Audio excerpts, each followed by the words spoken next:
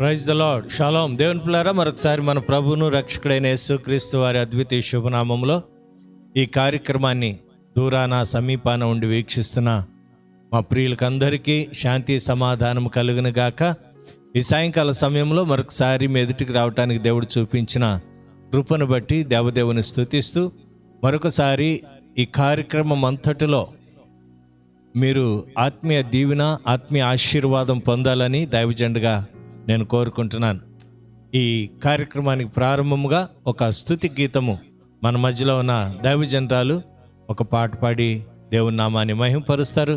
ఆ తర్వాత వాక్య పరిచర్లోనికి వెళదాం. Glory to God. హల్లెలూయా.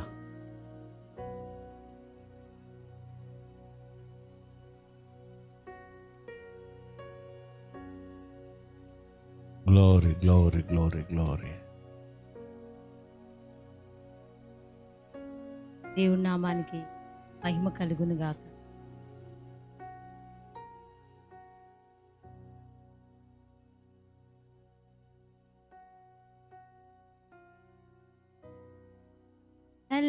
కలవరపడినే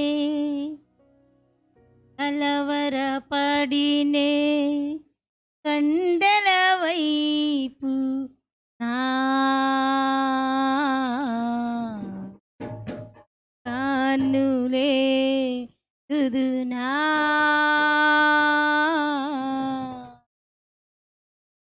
కన్నులే తుదునా. కలవరపడినే కొండల వైపు నా కన్నులే తుదునా, కన్నులే తుదునా. కొండల వైపు నా కన్నులెత్తి కొదువతో నేను కుమిలెదనా,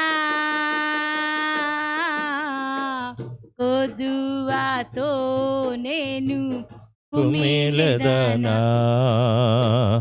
నీవు నాకుండగా నీవే నా అండగా, నీవు నాకుండగా నీవే నా అండగా, నీవేనా నీవేనా నీవేనా నీవేనా. ఆత్మదాహము తీర్చిన వెంబడించిన బండవు నీవేనా, ఆత్మదాహము తీర్చిన వెంబడించిన బండవు.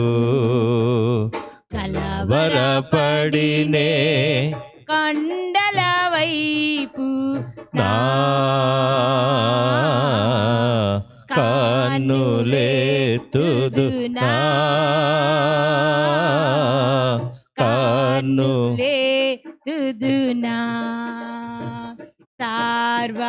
సర్వకృపనిధివి సంపదలగనివి, సర్వకృపనిధివి సంపదలగనివి. సకలము సకలము సకలము సకలము చేయగలని వైపేనా కన్నులెత్తి చూచెదా. సకలము చేయగలని వైపేనా కానులేతి చూచెదా కలవరపడినే కొండల వైపు నా కానులేతుదు నా కానులేతుదు నా నిత్యము కదలని సీయోను కొండపై నిత్యము కదలని సీయోను కొండపై యేసయ్యా యేసయ్యా యేసయ్యా యేసయ్యా నీదు ముఖము చూచుచు పరవశించి పాడేదా యేసయ్యా నీదు ముఖము చూచుచు పరవశించి పాడేదా కలవరపడినే కొండల వైపు నా కానులేతుదు నా కానులేతుదు నా కొండల వైపు నా కనులేతి కొదువతో నేను కుమిలెదనా కొదువతో నేను కుమిలెదనా నీవు నాకుండగా నీవే నాండగా నీవు నాకుండగా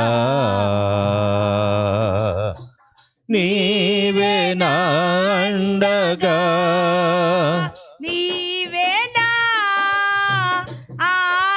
ఆత్మదాహము తీర్చిన వెంబడించిన బండవు నీవే నా ఆత్మదాహము తీర్చిన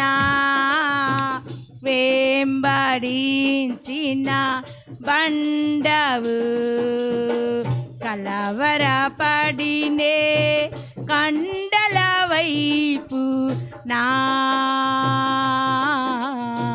కానులే తుదునా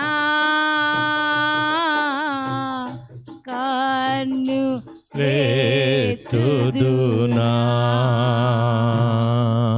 హల్లెలూయా. Glory to God. దేవునికి మహిమ కలుగును గాక. దేవుని పిల్లరా, చిన్న ప్రార్థన చేసుకుందాం. గనుడు అయిన మా తండ్రి, నీకు వందనాలు, స్తోత్రాలు నాయన. ఈ సాయంకాల సమయంలో మరొకసారి నీ కుమారుడైన క్రీస్తు నామములో నీ కృపా సింహాసనాన్ని సమీపిస్తూ ఉండగా, నిన్న నేడు నిరంతరము ఏకరీతిగా ఉన్న దేవుడవు, కాలాలు మారినా యుగాలు మారినా మారని దేవుడవు నాయన. ఇదిగో ప్రతి విధమైన అననుకూలమైన పరిస్థితుల నుండి నీ జాలిని, నీ దయను మాపై అనుగ్రహించి కృప వెంబడి కృపను నీవు మాకు అనుగ్రహిస్తూ క్షేమస్థితిని అనుగ్రహిస్తూ ఉన్నందుకై మీకు కృతజ్ఞత స్తుతులు స్తోత్రాలు చెల్లిస్తూ ఉన్నా. ఈ సాయంకాల సమయంలో నీ మాటలు విననయ్యుండగా ప్రభువా, నీవు మాట్లాడి నీ ప్రజలను ఆదరించి ధైర్యపరిచి నెమ్మదిని దయచేయండి. ఇప్పుడు మేము ఏ రీతిగా నాయనా నీ సన్నిధిలో నడుచుకోవాలో, ఏ రీతిగా మేము ఇతరులకు దీవెనకరముగా ఉండాలో మాకు నేర్పించండి తండ్రి. మీరు మాకిచ్చిన ప్రతి విధమైన దీవెనను బట్టి, ఆశీర్వాదమును బట్టి మీకు కృతజ్ఞతలు నాయన. అనేక మంది ప్రార్థించమని కోరుతున్నారు. వారందరి కొరకు నీ సన్నిధిలో మేము ప్రార్థిస్తున్నాం. ఒట్టివారం నాయన, మట్టివారం అయ్యా, మా యజమానుడైన క్రీస్తు వచ్చు వరకు మేము నమ్మకంగా పనిచేసే పాత్రలుగా మమ్మల్ని వినియోగించమని మనం వచ్చేస్తున్నాం. తండ్రి, మీరు మా ప్రార్థన ఆలకించారు, మీకు వందనాలు. వాక్యమయ్యున్న నిన్ను మేము ధ్యానిస్తూ ఉండగా మరొకసారి వాక్యంతో మమ్మల్ని బలపరచండి అయ్యా. ఈ కార్యక్రమాన్ని వీక్షిస్తున్న అయ్యా వారందరిని బట్టి కూడా మీకు కృతజ్ఞతలు. ఇదిగో ఫేస్బుక్, అలాగే యూట్యూబ్, వాట్సాప్, ఇతర ప్రసార మాధ్యమాలలో ఇది వెళుతూ ఉండగా అనేక మంది ఆత్మీయ దీవెన పొందటానికి సహాయం చేయండి. శ్రమలలో బలము పొందటానికి నీ కృప దయచేయండి. ఇరుకుల ఇబ్బందుల్లో నిరీక్షణ గలవారే నీ యందు నమ్మకం ఉంచి ముందుకు సాగే కృపను ధన్యతను దయచేయమని, నేటి దిన ఆశీర్వాదములు నింపమని నజరేయుడైన యేసుక్రీస్తు నామమున స్తుతించి ప్రార్థించి వేడుకొనుచున్నాను మా పరమ తండ్రి. ఆమేన్, ఆమేన్. దేవుని పిల్లరా, దేవుని వాక్యంలోనికి కొద్దిసేపు దేవుని వాక్యాన్ని ధ్యానిద్దాం. మరి మన దేవుడు చాలా మంచి దేవుడు. వాగ్దానము చేసి ఆ వాగ్దానమును నెరవేర్చే దేవుడు మన దేవుడు. ఆయన మాట తప్పని దేవుడు అని దేవుని పరిశుద్ధ గ్రంథం తెలియచేస్తున్నది. కాబట్టి ఆయన వాగ్దానాలను మనం స్వతంత్రించుకోవాలి అంటే కొన్ని కార్యక్రమాలు ఈ భూమి మీద మనం చేయాలి. ఆ కార్యక్రమాలు మనం చేస్తే మనతో పాటు అనేక మంది దీవెనకరంగా, ఆశీర్వాదకరంగా ఉంటారు. ప్రజలు, దేశాలు, పట్టణాలు దీవెనకరంగా ఉంటాయి. కాబట్టి ఈ సాయంకాల సమయంలో ప్రభు సన్నిధిలో ఉన్న మనం ప్రభు మాటలు ఆలకిస్తూ ప్రభు యందు విశ్వాసము కలిగి ఉంటే ఆయనిచ్చే దీవెన, ఆయనిచ్చే ఆశీర్వాదము ఎంతో గొప్పదో మనం గుర్తించగలుగుతాం. కాబట్టి దేవుని వాక్యాన్ని మనం ఒకసారి ధ్యానం చేద్దాం. దానియేలు గ్రంథము 9వ అధ్యాయము, దానియేలు గ్రంథము 9వ అధ్యాయము మనం చూసినట్లయితే దానియేలు తన ప్రవక్త అయిన యిర్మీయాతో దేవుడు వాగ్దానము చేసిన ఆ వాగ్దానమును యిర్మీయా గ్రంథస్థం చేశాడు. గ్రంథస్థము చేయటమే కాదు, అది తరువాత తరానికి కూడా ఉంచారు. ఆ వాగ్దానమును చదివి దానియేలు ప్రార్థన చేస్తున్నాడు. ఎలా ప్రార్థన చేస్తున్నాడు అంటే, తన ప్రశస్తమైన వస్త్రాలు తీసేసి గోనెపట్ట కట్టుకుని తల మీద బుగ్గి పోసుకుని వ్రత దినాలు ప్రతిష్ఠించి, ఉపవాస దినాలు ప్రతిష్ఠించి దేవుని సన్నిధిలో ప్రార్థన చేస్తున్నాడు. ఏమనయ్యా అంటే, ఇదిగో చూడండి 8వ అధ్యాయము 3వ వచనం. అంతటా నేను గోనెపట్ట కట్టుకొని ధూళి తలపైన వేసుకుని ఉపవాసముండి ప్రార్థనా విజ్ఞాపనలు చేయుటకై ప్రభువుకు దేవుని ఎదుట నా మనస్సును నిబ్బరము చేసుకొంటిని. దేవుని ఎదుట తన మనస్సు నిలుపుకొని నిబ్బరము చేసుకున్నాడు. కారణం ఏంటంటే, అయ్యా, మా పితరులతో నీవు చెప్పిన మాటలు మేము చదివాం, గ్రంథస్థం చదివాం. అందుకనే ఆ బైబిలు మేము బోధకులమైన మేము చెప్తున్న మాటలు మీరు చదవాలి. దేనికంటే దేవుడు మీకందరికీ బైబిల్ని ఇచ్చాడు. అపోస్తలులైన పౌలు, శీలలు ప్రకటిస్తూ ఉంటే బెరయా సంఘస్థులు వారు చెప్పినవి అలాగున్నవో లేవో అని లేఖనాలను పరిశీలన చేశారంట. ఈ రోజున దేవుని సంఘమా, విశ్వాసులు ఏ రీతిగా ఉన్నారో, ప్రజలు ఏ రీతిగా ఉన్నారో మనం ప్రత్యేకంగా చెప్పనవసరం లేదు. పూర్వం ఒక సామెత ఉన్నది, యథా రాజా తథా ప్రజ అని. రాజు ఎలాగుంటే ప్రజలు కూడా అలాగే ఉంటారని. దైవజనుడు ఆత్మీయంగా ఉంటే ప్రజలు కూడా ఆత్మీయంగానే ఉంటారు. దైవజనుడు వేషధారిగా ఉంటే ప్రజలు కూడా, విశ్వాసులు కూడా వేషధారులుగానే ఉంటారేమో, జాగ్రత్త. నేను ఎవరిని విమర్శించడానికి కాదు ప్రియులారా ఈ మాటలు చెప్పేది. నేటి సంఘాల్లో వాక్యం విస్తారంగా ఉన్నది, కానీ ప్రార్థనలు తక్కువైపోయినాయి. ప్రార్థించేవారు కరువైపోయారు. దేని కొరకు ప్రార్థన? అయ్యా పాస్టర్ గారు మీరు అలా చెప్తున్నారు, అలా చెప్పకండి. మేము అన్నం తినేటప్పుడు కూడా ప్రార్థన చేసుకుంటాం, ప్రయాణాలు అయ్యేటప్పుడు మేము ప్రార్థన చేసుకుంటాం, ఎవరన్నా చుట్టాల దగ్గరికి వెళ్ళేటప్పుడు ప్రార్థన చేసుకుంటాం, పెళ్లి చూపులకు వెళ్ళేటప్పుడు ప్రార్థన చేసుకుంటాం. మేము మా వ్యక్తిగత జీవితంలో ప్రార్థన అనేది మర్చిపోలేదండి అని మీరు అనొచ్చు. మీరు మీ స్వకీయమైన వాటి కొరకు మీరు ప్రార్థన చేస్తున్నారు, కానీ దేశము కొరకు, దేవుని యొక్క ప్రవచనాలు నెరవేర్పు కొరకు ఏనాడైనా ప్రార్థన చేశారా? ఒకసారి ఆలోచించండి. దేవుని ప్రవచనాలు నెరవేరాలి అంటే ఇదిగో మండపమునకును బలిపీఠమునకును మధ్యన నిలవబడి దేవా మమ్మల్ని కనికరించు, కటాక్షించని ప్రార్థన చేసే గుంపు కావాలి.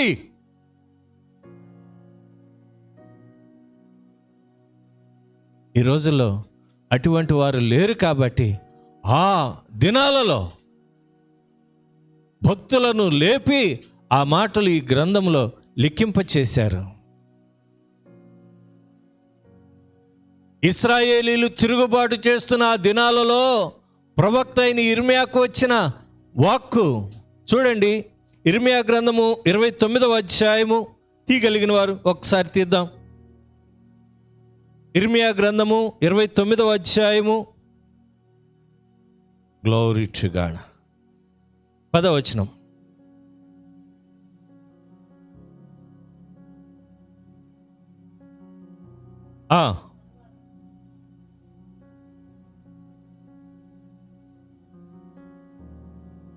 గ్లోరీ టు గాడ్, హల్లెలూయా. తీసారా? 29:10.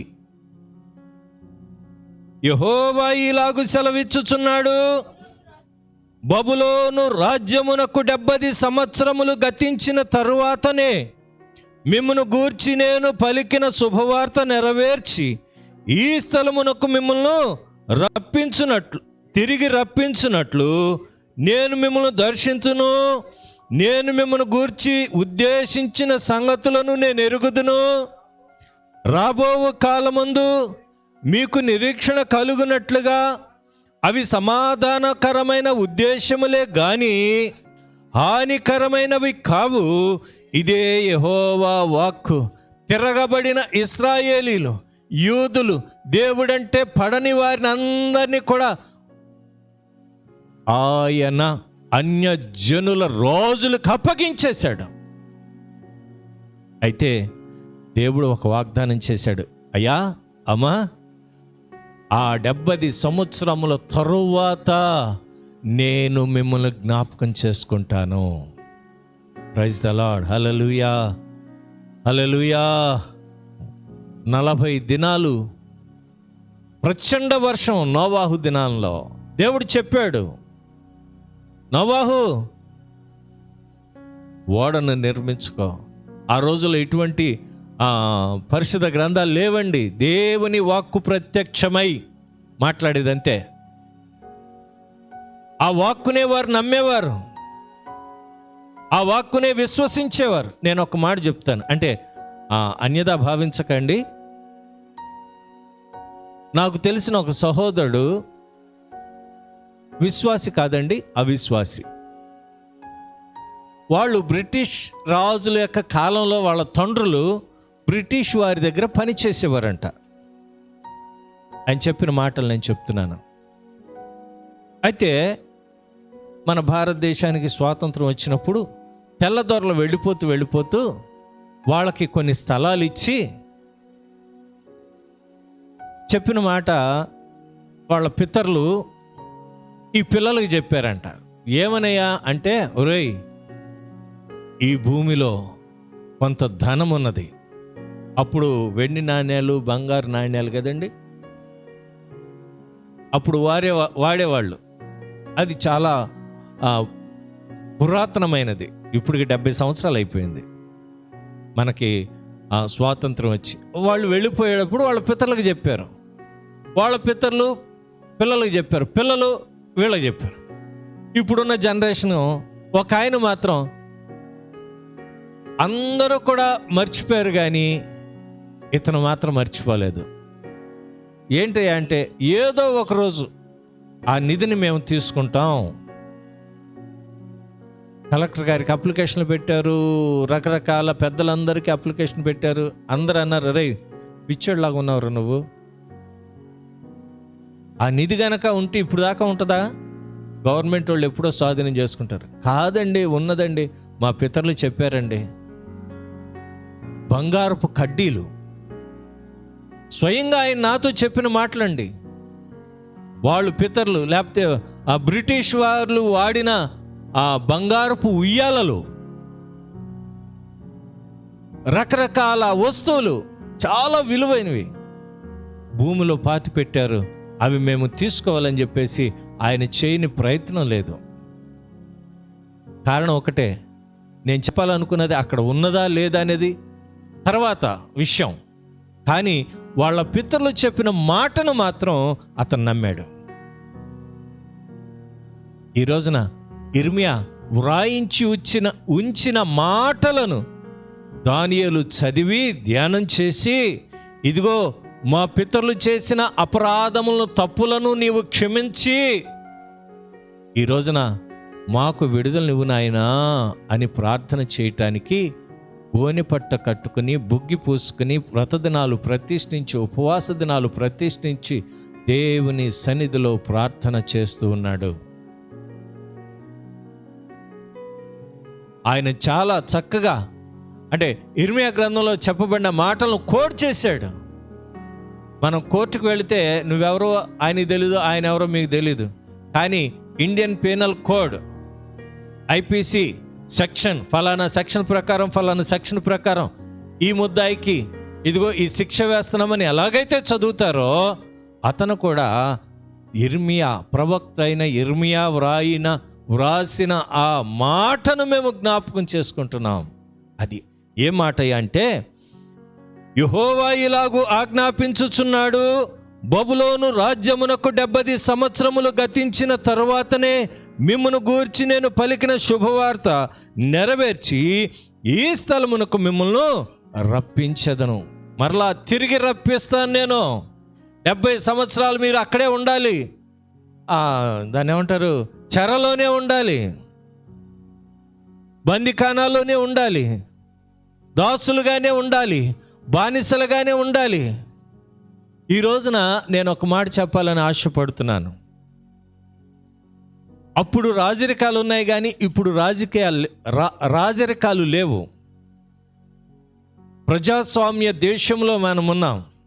అయితే ఇప్పుడు కొన్ని బంధకాలు ఉన్నాయి. పాప బంధకాలు, శాప బంధకాలు, మానసిక బంధకాలు, శారీరక బంధకాలు ప్రజలను విలువెల్లాడిస్తూ ఉన్నాయి. మూఢనమ్మకాలు, ఇవన్నీ కూడా ప్రజలను వేధిస్తూ ఉన్నాయి. లేకపోతే ఏమండి, మన ఒక ఆయన ఈ మధ్యన పేపర్లో చూశాను, యుద్ధ విమానాలకి పసుపు రాసి నిమ్మకాయ పెట్టాడు. అంటే చూసిన వాళ్ళకి తెలిసిద్దండి, మన రక్షణ శాఖ మంత్రి, కేంద్ర రక్షణ శాఖ మంత్రి. నాకు ఆశ్చర్యం వేసింది. యుద్ధము యెహోవాదే, దేవుడే బలమునిస్తాడు, యుద్ధం చేసేది ఆయన. ఈ మధ్య ఒక పండగ వచ్చింది కదండి, ఆ పండగ రోజున విచిత్రం కొన్ని చూస్తూ ఉంటే బ్రతుకున్న మనం ఆలోచన చేయాలనిపిస్తుంది. దానియేలు ప్రార్థన చేస్తూ ఉన్నాడు. ఇర్మియా ప్రవక్త చెప్పిన ప్రవచనాలు నెరవేర్పు కొరకు కనిపెడుతూ ఉన్నాడు. ఎలా కనిపెడుతున్నాడు? ఇదిగో నాకు వాగ్దానం ఉంది కదా, ఆ వాగ్దానం నాకు ఇచ్చే అల్లా వ్రత దినము ప్రతిష్ఠించాడు, ఉపవాస దినమును ప్రతిష్ఠించాడు, గోనె పట్ట కట్టుకున్నాడు, ధూళి తల మీద వేసుకున్నాడు, ఉపవాసం ఉండి ప్రార్థనా కనిపెడుతున్నాడు. కనిపెడుతూ ప్రార్థనా విజ్ఞాపన యందు ఆసక్తి కలిగి ఉన్నాడు. ఈరోజున దేవుని సంఘమా, నేను చెప్పాలి అనుకుంటున్న మాట, మీ యందు దేవుని దృష్టి నిలిపాడు. అది మేలుకరమైనవే కానీ హానికరమైనవి కాదు అని దేవుని లేఖనాల నుండి మిమ్మల్ని ధైర్యపరచడానికి దైవజనుడిగా నేను మీకు ప్రకటిస్తూ ఉన్నాను. మీ పట్ల, నా పట్ల, మన పట్ల ఆయనకు ఒక ఉద్దేశం ఉన్నది. ఆ ఉద్దేశము మేలుకరమైనది. శ్రమ రావచ్చు, ఇబ్బంది రావచ్చు, ఆర్థిక దరిద్రత రావచ్చు, కానీ దేవుడు నీ చేయి విడిచిపెట్టడు.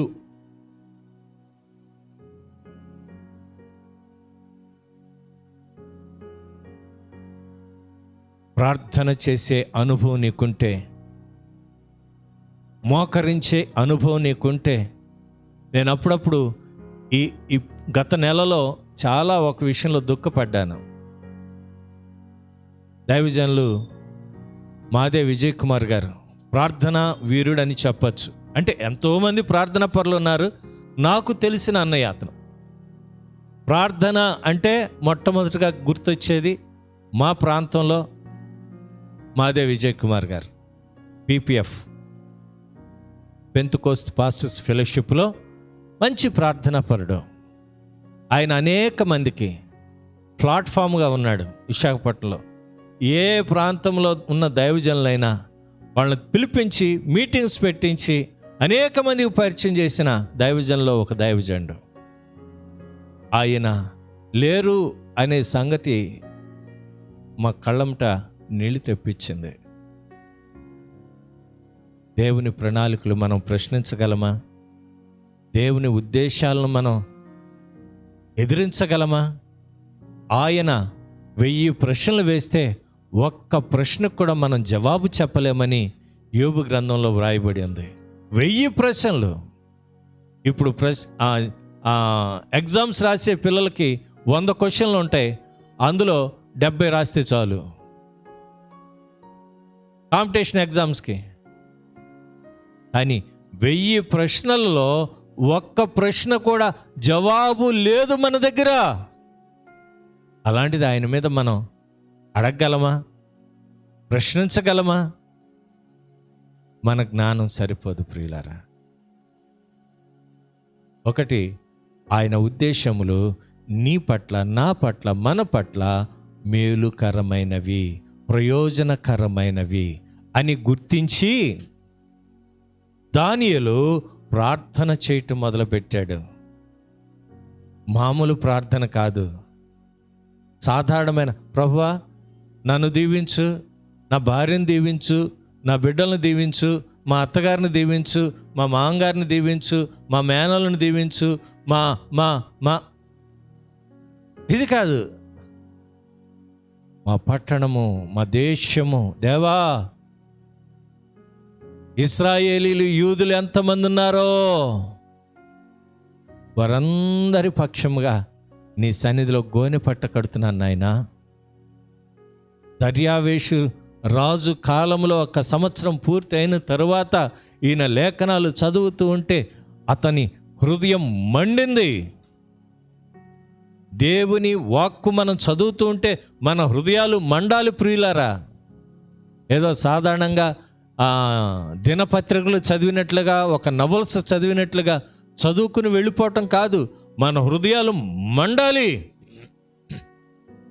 అలాగైతేనే నీవు దేవునితో అటాచ్మెంట్ కలిగి ఉన్నట్టు, అంటే ఆ సహవాసం కలిగి ఉన్నవాడివిగా, కలిగి ఉన్నదానివిగా ఉన్నట్లు.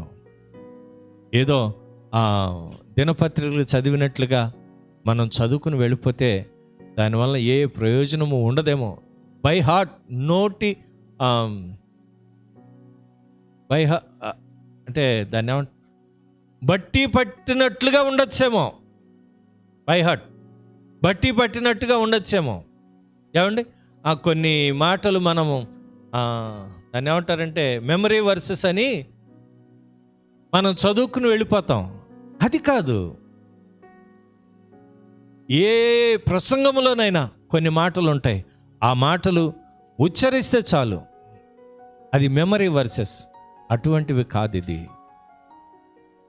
నీ జనాంగము కొరకు, బందీఖానాలో ఉన్న జనాంగము కొరకు, మూఢనమ్మకాలతో ఉన్న ప్రజల కొరకు, వారి విడుదల కొరకు నీవు, నేను, మనము ప్రార్థించే వారముగా ఉండాలి.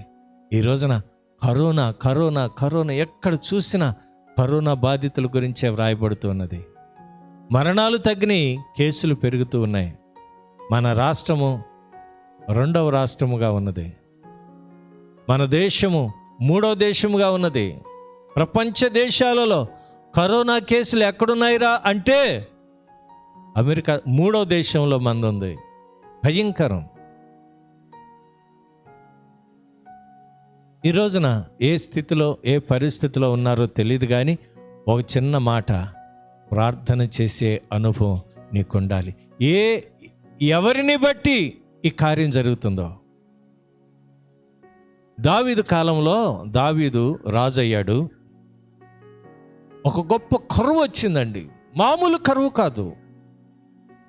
ఎటువంటి కరువు అంటే భయంకరమైన కరువు. చూడండి 2వ సమూయేలు గ్రంథం. Glory to God. నేను చదివి ముందుకు వెళ్తానండి. 2వ సమూయేలు గ్రంథం. Glory to God, glory to God. Hallelujah. అమ్మ ఒక్క నిమిషం. 21వ అధ్యాయము. 21వ అధ్యాయము.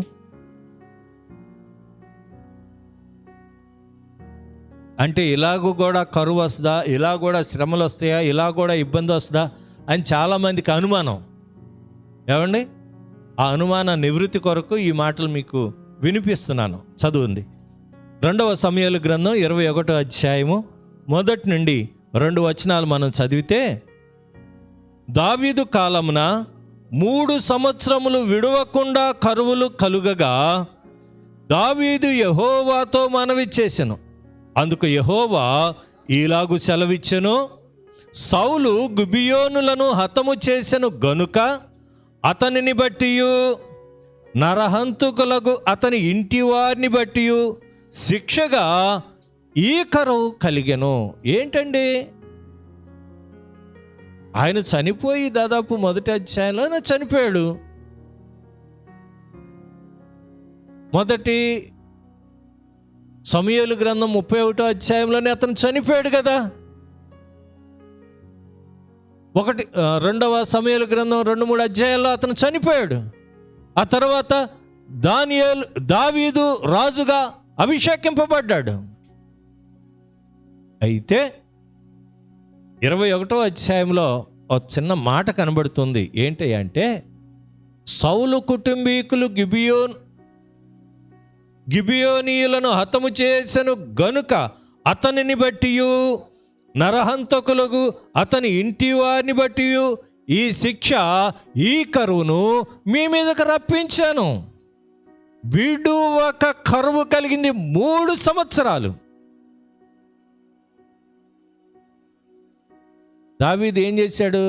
కొన్ని ప్రణాళికలు ఏమీ ఇలా, అది చేయాలా, ఇది చేయాలా, కరువు పోవాలంటే ఏం చేయాలని ఎన్ని ప్రణాళికలు వేసాడో మనకు తెలియదు.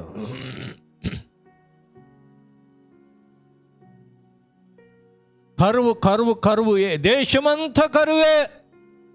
అయితే దావీదు దేవుని సన్నిధిలో ప్రార్థన చేశాడు. దేవునికి స్తోత్రం, హల్లెలూయా. ఎంత గొప్ప అనుభవం అండి. ప్రభువా, ఈ కరువు రావటానికి నేనా కారణం? నా ప్రజల కారణం? మా పితరుల కారణం ఏంటి? ఏం నేర్పించాలని ఈ కరువును పంపించావు? ఏం నేర్చుకొనటానికి కరోనాను మా మీద కొదిలావు? అందరి చూపులు ఎటువైపు అంటే చైనా వైపు మన చూపులు ఉన్నాయి. వుహాను పట్టణం వైపు ఉన్నది. అక్కడి నుండి వచ్చింది అంటున్నాం. నిజమే అయి ఉండొచ్చు. కానీ మన జీవితాల్లో దేనికి ప్రభు అనుమతించాడు? ఆయన అనుమతి లేనిది రాదు కదా. యోబు దగ్గరికి వెళ్ళి అపవాది అడిగింది, ఇదిగో నిన్ను ఘనంగా సేవిస్తున్న యోబు గురించి ఒక్కసారి నాకు అవకాశం ఈ భారతదేశంలో ప్రవక్తలు ఉన్నారంటున్నావు కదా, ప్రార్థన పరులు ఉన్నారన్నావు కదా, ఒక అవకాశమే. వాళ్ళు నిన్ను తిడతారు. ఎంతమంది తిట్టారో ప్రభువుని. ఇప్పుడు ఇంత భక్తి పరులం మేము, ఏంటి నాయనా? ఒక్కొక్కసారి మనల్ని మనం క్వశ్చన్ చేసుకుంటాం, ప్రశ్నించుకుంటాం, ప్రభువును కూడా ప్రశ్నిస్తాం. అయ్యా, ఇంత మంచి దైవజనులు విశాఖపట్నంలోనే ఎంతోమంది కరోనాతో పోరాడుతున్నారు, ప్రభు సన్నిధికి చేరిపోయారు. ఏంటి? ఆయన అంటాడు, రే బాబు ఆగు, నేను అనుమతించాను. శ్రమలలో కూడా ఆ శ్రమల నుండి విడిపించడానికి నేను శక్తినిచ్చేవాడిని కదా, నా కృప నీకు చాలును అని ఆనాడే పౌలుకి చెప్పాను కదా, నా కృప నిన్ను విడిచిపోదు కదా, దావీదుకు చూపించిన శాశ్వతమైన కృప నేను నీకు చూపెడతాను కదా, నువ్వేనికి కలవరపడతావు, నా మీద నమ్మకం ఉంచు అని ఎన్నిసార్లు దేవుని వాగ్దానము మనల్ని దర్శించిన మనం చాలా క్షేమంగా ఉండాలి, సేఫ్ జోన్లో ఉండాలి. కష్టాలు రాకూడదు, నష్టాలు రాకూడదు, ఇరుకులు రాకూడదు. ఎవరు మనల్ని అందరూ మెచ్చుకోవాలే కానీ ఒక్క మాట అనటానికి కూడా సరిపోరు అన్నట్లుగా మనం ప్రవర్తిస్తాం. దేవుని ప్రియులారా, అటువంటి అనుభవం కాదు. యేసు ప్రభువునే అనేక మంది అనరాని మాటలన్నా ఆయన తల వంచుకున్నాడు కానీ తిరగబడలా. మీ రాజ్యం వేరయ్యా, మా రాజ్యం వేరయ్యా.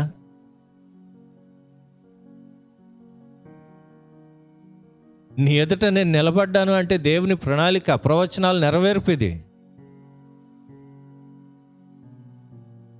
నా సైన్యము వేరు,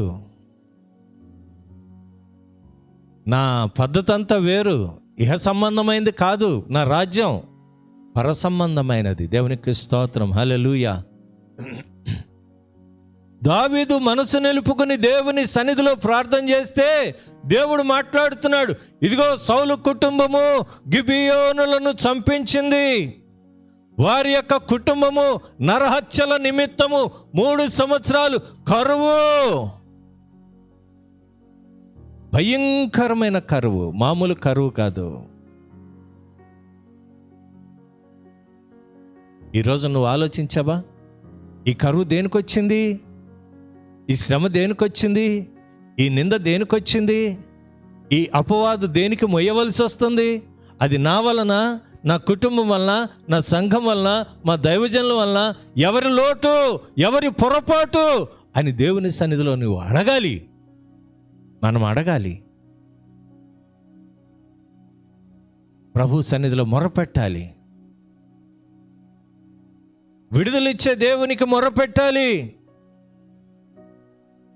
కన్నీరు కార్చి ప్రభు మనల్ని ఓదారుస్తాడని వాగ్దానం ఉంది. అసలే బలహీనతలండి, రోగాలండి, వ్యాధులండి, ఏం పోరాడతామండి అంటే దేవుడు మరొకరిని లేవనెత్తుతాడు. అందుకే ఈ వాగ్దానము, ఈ దినం వర్తమానం దేవుడు నీకు వినిపిస్తున్నాడు. చావు గోతిలో నుండి నిన్ను నన్ను రక్షించాడు కదా, పెంట కుప్పల మీద నుండి లేవనెత్తాడు కదా, మన బ్రతుకులన్నీ ఆయనకి తెలుసు కదా. ఇంకా మనం దేనికి, ఎందులో హెచ్చిపోతున్నాం, ఎందులో రెచ్చిపోతున్నాం? ఏమీ లేదు ప్రియులారా, ఆయన కృప ఉంటే మనకు చాలు. సమస్తమైన బాధల్లో పౌలు గారు అంటున్నాడు, ఈ ముళ్ళు నుండి విడిపించాయంటే నా కృప నీకు చాలును అని చెప్పిన దేవుడు. బలహీనత నుండి విడిపించమంటే నా కృప నీకు చాలును, నీ బలహీనతలోనే నేను పరిపూర్ణతనిస్తాను. ఈ రోజున దానియేలు ప్రార్థన చేస్తున్నాడు. తన పితరులు రాసిన లేఖనాలను బట్టి వాటిని నమ్మి ప్రభు సన్నిధిలో గోజాడుతున్నాడు. చూద్దాం 5వ వచనం, దానియేలు గ్రంథం 9వ అధ్యాయము 4-5 వచనాలు. నేను నా దేవుడని యెహోవా ఎదుట ప్రార్థన చేసి ఒప్పుకొన్నదేమనగా, ప్రభువా, మహాత్యము కలిగిన భీకరుడకు దేవా, నీ ఆజ్ఞలను అనుసరించి నడుచువారి ఎడల నీ నిబంధనను నీ కృపను జ్ఞాపకము చేయువాడా, మేమైతే నీ దాసులకు ప్రవక్తలు నీ నామమును బట్టి మా రాజులకును మా అధిపతులకును మా పితరులకును యోదయ జనులకు అందరికీ చెప్పిన మాటలను ఆలకింపక నీ ఆజ్ఞలను నీ విధులను అనుసరించుట మాని పాపులమును దుష్టులమునై చెడుతనమందు ప్రవర్తించుచు తిరుగుబాటు చేసిన వారము. నీ ఆజ్ఞలు మేము వినలేకపోయాం, అనుసరించలేకపోయాం, కానీ మీ దృష్టికి మేము పాపాత్ములమయ్యాం. అయినా నీవు కృప చూపిస్తున్నావు. ప్రవక్తల చేత చెప్పిన ప్రవచనాలు మేము వినలా.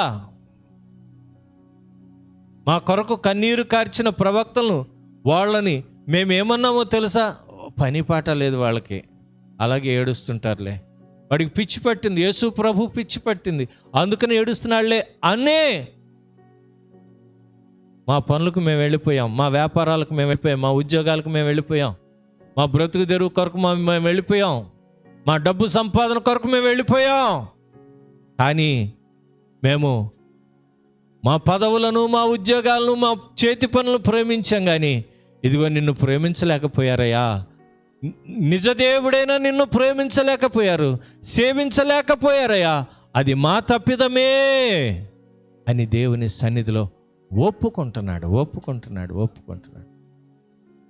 పాపులం మేము, దుష్టులమును, చెడుతనమందు ప్రవర్తించచ్చు తిరుగుబాటు చేసిన వారం. మేము పాపులం, దుష్టులం, చెడు పనులు చేసిన వాళ్ళం, భయంకరమైన పాపాలు చేసిన వాళ్ళం. ఈ రోజున దేవా, ప్రభువా, నీవే నీతిమంతుడవు, మేమైతే సిగ్గుచేత ముఖ వికారమొందిన వారము. మేము నీ మీద తిరుగుబాటు చేసితిమి, దానిని బట్టి నీవు సకల దేశములకు మమ్మల్ని తరిమితివి.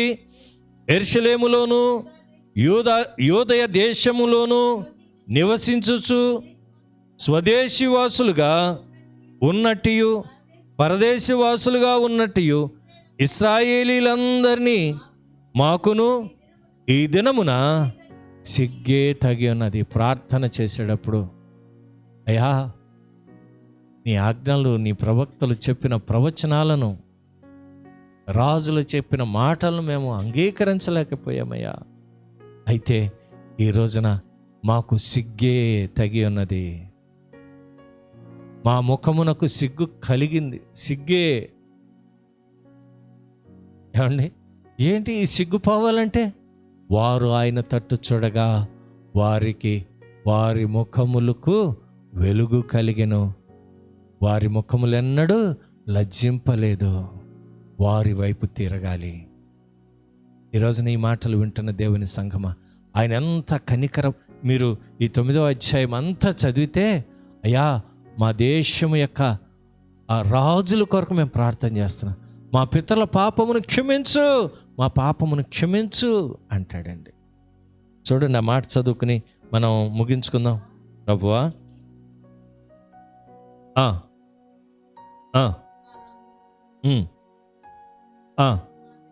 మా పితరులకును సిగ్గే తగి ఉన్నది. 20వ వచనం చూడండి ఒకసారి. 20వ వచనం. నేను ఇంకను పలుకుచు ప్రార్థన చేయొచ్చు, పవిత్ర పర్వతము కొరకు నా దేవుడిని యెహోవా ఎదుట నా పాపమును, నా జనముల యొక్క పాపమును ఒప్పుకొనుచు నా దేవునికి విజ్ఞాపన చేయుచున్నాను. మా ముఖాలకు సిగ్గే తగిలిందయ్యా, మా ముఖాలకి సిగ్గే తగింది. మేము ఎక్కడికి వెళ్ళినా తలంచుకుంటున్నాం, చేతులు కట్టుకుంటున్నాం. కారణం, మా అవమాన భారం ఎక్కువైపోయింది, అవిధేయతలు ఎక్కువైపోయినాయి. నీ మాట వింటే బాగుండేది. మేము ఎన్నోసార్లు నీ మీద తిరగబడ్డాం, నువ్వు చేసిన గొప్ప మేలులను మర్చిపోయాం, వెంటనే మర్చిపోయాం. ఈరోజు ఈ కార్యం జరిగితే చాలులే దేవుడా అనుకుని ఆ కార్యం జరగానే వెంటనే మర్చిపోయావు. నీవు చేసిన ఆశ్చర్యమైన కార్యాలు, అద్భుతమైన కార్యాలు మేము గ్రహించలేక అడవి మృగాల వంటి స్వభావం కలిగిన వారమై నిన్ను స్తుతించలేకపోయాం. ఈ మేము బ్రతుకు దినములన్నీ నీ కృపాక్షేమములే వచ్చునన్న రీతిగా ఆ మాటలన్నీ మర్చిపోయామయ్యా. అందుకనే మా ముఖాలకి ఈ సిగ్గు తగి ఉన్నదే. ఇదిగో మా జనముల కొరకు ప్రార్థన చేస్తున్నాం, మా రాజుల కొరకు, పరిపాలన చేస్తున్న అధికారుల కొరకు మేము ప్రార్థన చేస్తున్నాం.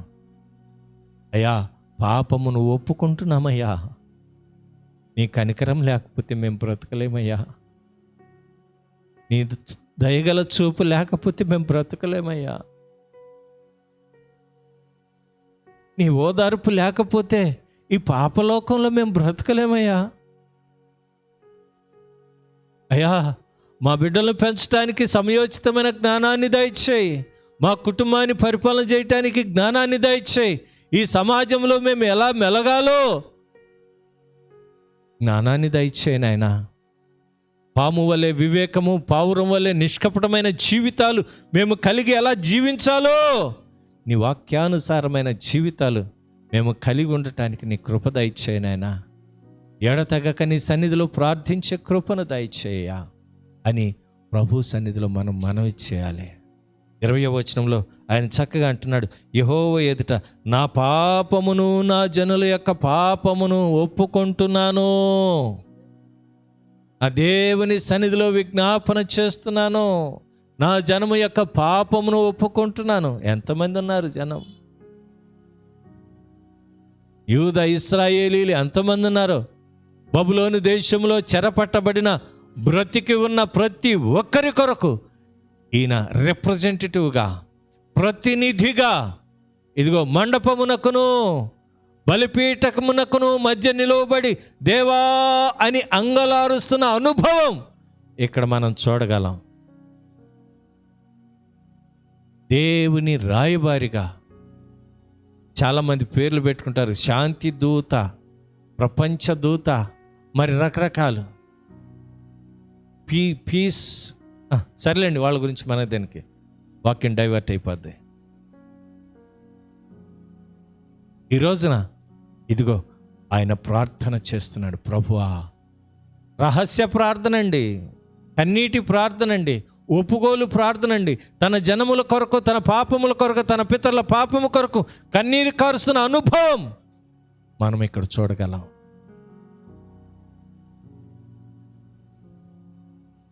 ఈ రోజున ఒక ఆర్టికల్ నేను చదివానండి. మన భారతదేశంలో సర్దార్ వల్లభాయ్ పటేల్ విగ్రహం 187 అడుగులు. అది ప్రపంచంలో పిరమిడ్స్ కంటే ఎక్కువైన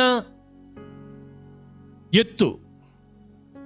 నాకు ఆశ్చర్యం వేసింది ఆ మాట చదివినప్పుడు. మీరు అనుకోవచ్చు, ఇదేంటండి ప్రపంచంలోనే ఎత్తైన టవర్ అంటే ఆ విగ్రహం, శిలా విగ్రహం. దేవుని దృష్టికి అది మంచిది కాదు, అది క్షేమము కాదు.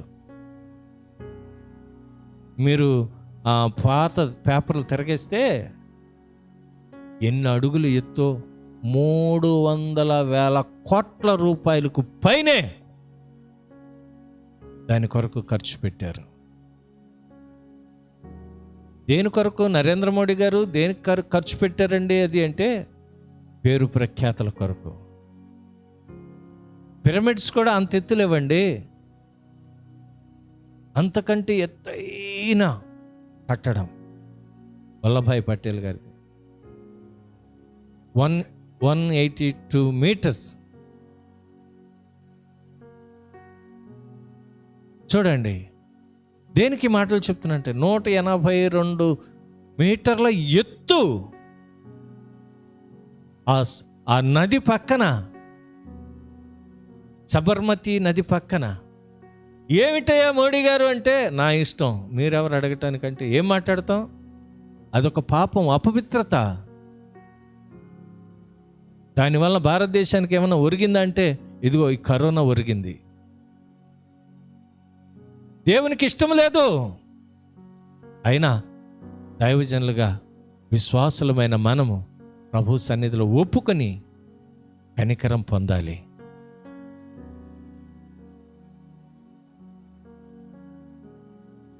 పాలకుల యొక్క పాపము మనదిగా భావించి కన్నీరు ఒలికించాలి. నీ జనుల యొక్క పాపం ప్రభు సన్నిధిలో ఒప్పుకోవాలి. మన పాపములు దేవుని సన్నిధిలో ఒప్పుకోవాలి, విడిచిపెట్టాలి. అప్పుడు కనికరం పొందుతాం. చాలామంది అంటున్నారు, నవంబర్కి వచ్చేసిద్దండి వ్యాక్సిను, డిసెంబర్కి వచ్చేసిద్దండి వ్యాక్సిను, 2001లో వచ్చేసిద్దండి వ్యాక్సిను. 2000 సంవత్సరాలకు పూర్వం వ్యాక్సిన్ వచ్చేసింది నీ పాపం కొరకు.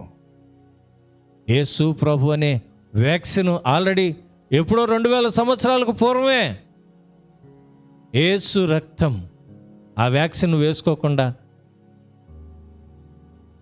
నిత్య జీవంలోనికి ప్రవేశించలేవు. నా దేవుణ్ణి ప్రకటించడానికి నేను సంతోషిస్తున్నాను, ఆనందిస్తున్నాను, ధైర్యంగా చెప్తున్నాను.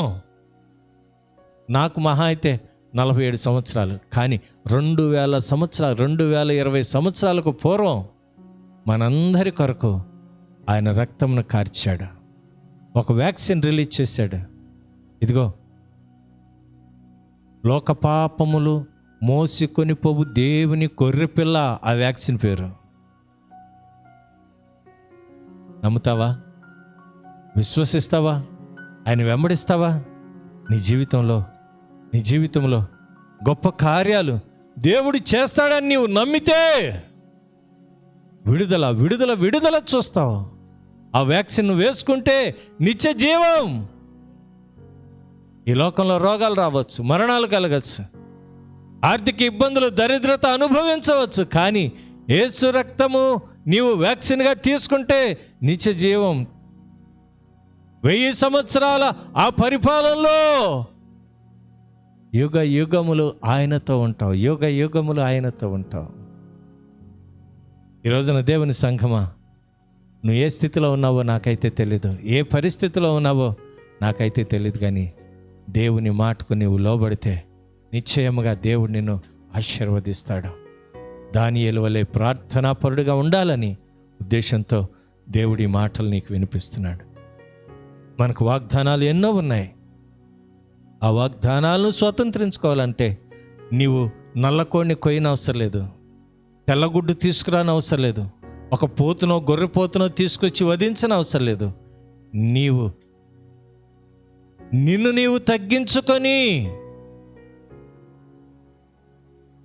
గోనె పట్ట కట్టుకుని వ్రత దినాలు ప్రతిష్ఠించి ఉపవాస దినాలు చేసినట్లయితే దేవుడు నీకు కృపావరములతో పాటు నీ పాపములు, నీ పితరుల పాపములు, నీ జనుల యొక్క పాపమును, దేశం యొక్క పాపమును క్షమిస్తాడు.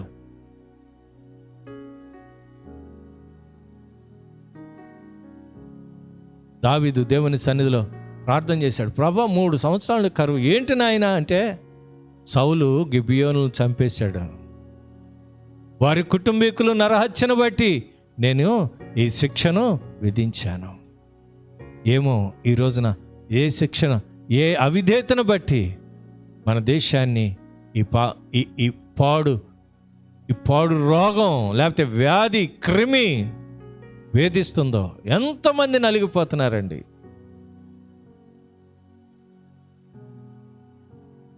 యేసు క్రీస్తు వ్యాక్సిన్ మీరు కలిగి ఉంటే నిర్భయంగా బ్రతుకుతారు. ఓ తల్లిగారికి మోకాళ్ళ ఆపరేషన్ అయింది, పెద్ద వయసు, రిటైర్ పర్సన్. కొన్ని రోజులు హాస్పిటల్లో ఉన్నారు. మోకాళ్ళ ఆపరేషన్ అంటే రీప్లేస్మెంట్ ఏదో చేస్తారు కదండి, అది.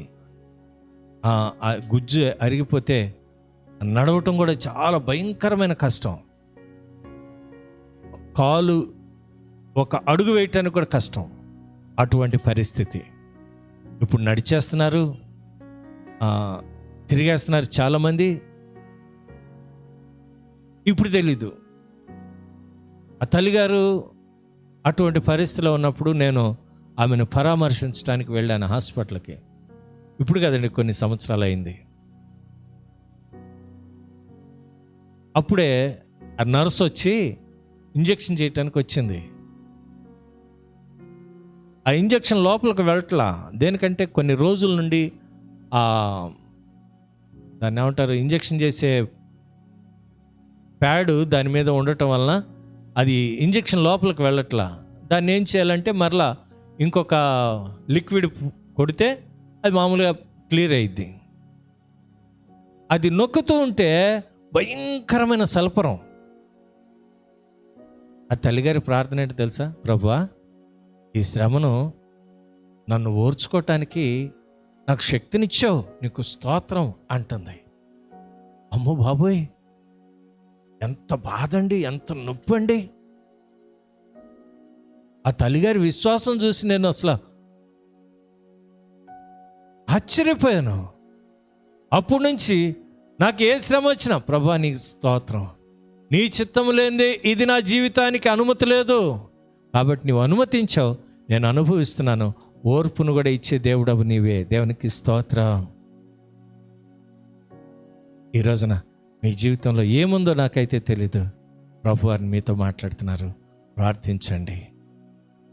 బెరయా సంఘస్థుల వారే, నేను చెప్పిన మాటలు పరిశుద్ధ గ్రంథంలో ఉన్నవో లేవో పరిశీలన చేసి మిమ్మల్ని మీరు పరిశీలించుకొని వ్రత దినాలు ప్రతిష్ఠించండి, ఉపవాస దినాలు ప్రతిష్ఠించండి, ప్రభువుకు దగ్గర అవ్వండి. ఈ సెప్టెంబర్లో 40 దినాలు ఉపవాస ప్రార్థనలు అనేకమైన సంఘాల్లో జరుగుతాయి. కానీ పరిస్థితులు అనుకూలించక, సంఘాలు సమూహంగా కలవక ప్రార్థనలు చెల్లాచెదరైపోయినాయి, విశ్వాసులు చెల్లాచెదరైపోయారు. కానీ దేవుని ప్రణాళిక అన్నది మన పట్ల ఆయన ఉద్దేశములు మేలుకరమైనవి. అలా ఉంచుదాం, ప్రార్థన చేసుకుందాం. ఈ దినం పుట్టినరోజులు, వివాహ దినాలు జరుపుకొంచున్న వారందరిని బట్టి దేవదేవుని స్తుతిస్తూ ఉన్నాం. ఈ సమయంలో ఒక చక్కని పాట అభిషేక్ పాడి దేవుని నామాన్ని మహింపరుస్తాడు.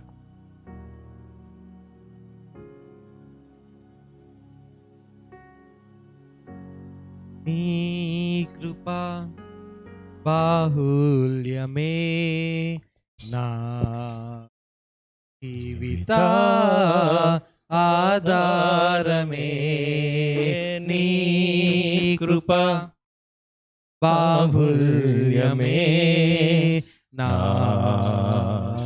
జీవిత ఆధారమే,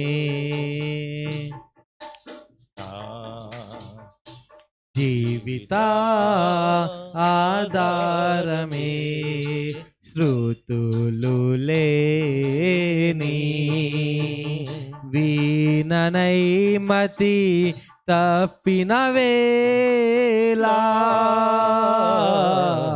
శృతులు లేని వీణనైమతి తప్పిన వేళ, నీ కృపా వీడక నన్ను వెంబడించెనా, నీ కృపా వీడక నన్ను వెంబడించెనా, నన్ను వెంబడించెనా, నన్ను వెంబడించెనా, నన్ను వెంబడించెనా, నన్ను వెంబడించెనా, నీ కృపా బాహుల్యమే నా జీవిత ఆధారమే. కృపా మాధుర్యమే నా జీవిత ఆధారమే. శ్రమలలో పుటము వేయబడిన వేళ, శ్రమలలో పుటము వేయబడిన వేళ, నీ కృపా నాలో నిత్య జీవ మాయనా, నీ కృపా నాలో నిత్య జీవ మాయనా, నిత్య జీవ మాయనా, నిత్య జీవ మాయనా, నిత్య జీవమాయనా, నిత్య జీవమాయనా, నీ కృపా నీ కృపా నీ కృపా నీ కృపా నీ కృపా నీ కృపా నీ కృపా నీ కృపా నీ కృపా బాహుళ్యమే నా జీవిత ఆధారమే, నా జీవిత ఆధారమే. హల్లెలూయా హల్లెలూయా హల్లెలూయా. దేవుని పిల్లారా, అనేకమైన ప్రార్థనాంశాలు తెలియచేస్తున్నారు. వారందరిని బట్టి కూడా మా వ్యక్తిగత ప్రార్థనలు జ్ఞాపకం చేసుకుంటున్నాం. గర్భిణీ స్త్రీల కొరకు ప్రత్యేకంగా మేము ప్రార్థిస్తున్నాం. అలాగే బాలింతల కొరకు కూడా మేము ప్రార్థిస్తున్నాం. యవ్వన బిడ్డల కొరకు మేము ప్రార్థిస్తున్నాం.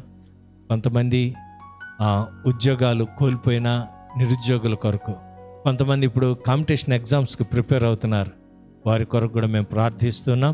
ఎవరైతే కాంపిటీషన్ ఎగ్జామ్స్కి ప్రిపేర్ అవుతున్నారో వారందరి కొరకు మా వ్యక్తిగతంగా సంఘంలో ప్రార్థన చేస్తున్నాం. కాబట్టి మీరు కూడా ప్రార్థనలో ఏకీభవించాలని ప్రభు పేరట మీకు మనవి చేస్తున్నాం. అలాగే కాకినాడ ప్రాంతంలో షారోన్ బుక్ స్టాల్ అనే యజమానులు, వ్యవస్థాపకులు షారోన్ రాజు గారి యొక్క శ్రీమతి కరోనాతో బాధపడుతూ కాకినాడ ప్రాంతం హాస్పిటల్లో ఉన్నారు. కొద్ది క్రిటికల్గా ఉంది, ప్రార్థించమని కోరినారు. వారి కొరకు మీరు కూడా ప్రార్థించండి. అలాగే క్యూఎంబి చర్చ్ పాస్టర్ గారు రెవరెండ్ డాక్టర్ ఐజే గారు మరి ఇంకా కోలుకోలేదు, ఐసీయూలోనే ఉన్నారు. వారు త్వరగా కోలుకుని మరి సంఘాన్ని బలపరిచే తలాంత కలిగిన సీనియర్ పాస్టర్ గారండి, విశాఖపట్నంలోనే సీరియన్ పాస్టర్ గారు, వారి కొరకు కూడా మీరు ప్రార్థన చేయండి. అలాగే దూర ప్రాంతంలో అంటే విదేశీ భక్తుల కొరకు, స్వదేశీ భక్తుల కొరకు మేము ప్రార్థిస్తున్నాం. ఉద్యోగాల నిమిత్తం వెళ్ళిన వారి కొరకు, వారి భద్రత కొరకు, వారి ఆరోగ్యం కొరకు ప్రభు సన్నిధిలో మేము ప్రార్థిస్తున్నాం. అలా ఉంచుదాం, ప్రార్థన చేసుకుందాం.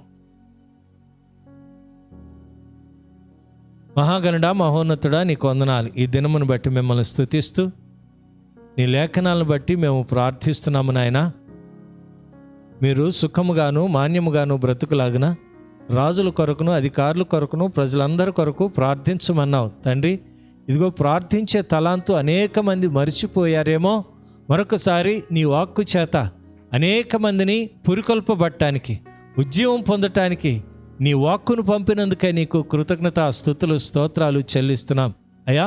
పరిచర్య కొరకు గుప్పులు విప్పేవారు ఉన్నారు, పాటలు పాడేవారు ఉన్నారు, ప్రసంగాలు చేసేవారు ఉన్నారు. కానీ నాయనా, నీ సన్నిధిలో ప్రార్థించేవారు కొదువైపోతున్నారేమో.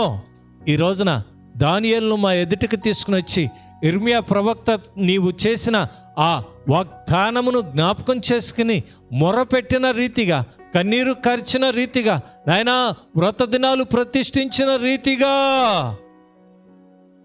మా దేశంలో దానియేలు వంటి వారిని నీవు లేపనేయి ఉన్నందుకై నీకు స్తుతులు చెల్లిస్తున్నా. అవును నాయనా, వాగ్దానం చేసిన దేవుడవు నాయన. అయ్యా, మా అధికారుల పాపమును క్షమించే దేవుడవు నాయన, నీకు స్తోత్రాలు. మా జనుల యొక్క పాపమును క్షమించే దేవుడవు, నీకు స్తోత్రాలు. మా పాపమును క్షమించే దేవుడవు నాయనా, నీకు స్తోత్రాలు. మా దోషములన్నిటినీ పరిహారముగా 2000 సంవత్సరాల క్రితం ఆ కలువరి శిలువలో మా కొరకు యాగమైన దేవుడవు నాయనా, దేవకుమారుడా, నీకే స్తోత్రములు చెల్లిస్తున్నా. మరొకసారి నీ బలమైన ఆత్మ కార్యములు మా ఎడల జరిగించి మహిమ పొందండి. అయా, సంఘమును కట్టే, సంఘమును విస్తరింపచేసే దేవుడవు నాయన. నీ సంఘము విస్తరింపచేసే దేవుడవు ఉన్నందుకే నీకు స్తోత్రములు చెల్లిస్తున్నా. అనేక మంది ప్రార్థించమని కోరుతున్నారు నాయన. వారందరి కొరకు మేము ప్రార్థిస్తున్నాము తండ్రి. నీ కృప అపారమైనది. నీ అపారమైన కృపతో అయ్యా మమ్మల్ని నింపండి, అయ్యా పురికొల్పండి, ఇంకా బలపరచండి తండ్రి. మీరు మా హృదయాల్లో ఉంచిన భారమును బట్టి మీకు కృతజ్ఞతలు. ఇంకా నమ్మకమైన పాత్రలుగా ఉంచి మహిమ పొందమని, ఇదిగోనైనా సమస్తమైన మేలులతో మమ్మల్ని నింపమని ప్రార్థించమని కోరిన ప్రతి ఒక్కరిని బట్టి మీకు కృతజ్ఞతాస్తుతులు చెల్లిస్తూ నేటి దినాశీర్వాదములతో నింపమని, సకల మహిమ ఘనత ప్రభావములు మీకు ఒక్కరికి ఆరోపిస్తూ నజరేయుడైన యేసుక్రీస్తు నామమున స్తుతించి ప్రార్థించి వేడుకొనుచున్నాను మా పరమ తండ్రి, ఆమేన్. మన తండ్రిని దేవుని ప్రేమయు, కుమారుడైన యేసుక్రీస్తు వారి యొక్క కృపయు, పరిశుద్ధాత్మ యొక్క అన్యోన్య సహవాసము సన్నిధి ఇప్పుడు నీ ముందు తలంచిన నీ బిడ్డలకును, లోకంలోని సకల పరిశుద్ధులకును, వాక్యము విని వాక్యానుసారంగా ప్రవర్తించటానికి, జీవించటానికి ఇష్టపడిన ప్రతి హృదయమునకును సదాకాలము తోడేయండి, సర్వసత్యములోనికి నడిపించబడును గాక. ఆమేన్, ఆమేన్. అందరికి వందనాలండి. దైవాశీర్వాదం. రేపు ఇదే సమయానికి మీ ఎదుటికి రావటానికి ప్రయత్నం చేస్తాం. అప్పటి వరకు దైవకృప మనందరికీ తోడేయుండును గాక. ఆమేన్, ఆమేన్.